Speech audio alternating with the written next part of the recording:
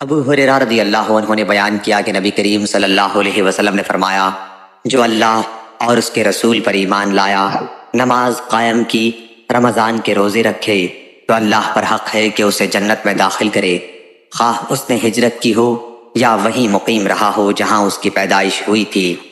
सहाबा रज़ी अल्लाहु अन्हुम ने कहा, या रसूल अल्लाह सल्लल्लाहु अलैहि वसल्लम, क्या हम इसकी इत्तला लोगों को न दे दें?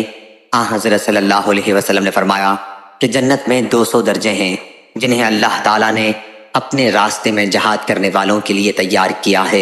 हर 2 दर्जों के दरमियान इतना फासला है जितना आसमान और ज़मीन के दरमियान है। बस जब तुम अल्लाह से सवाल करो तो फिरदौस का सवाल करो, क्योंकि वो दरमियाना दर्जे की जन्नत है और बुलंद तरीन, और उसके ऊपर रहमान का अर्श है और उसी से जन्नत की नहरें निकलती हैं। सही बुखारी हदीस नंबर 7423।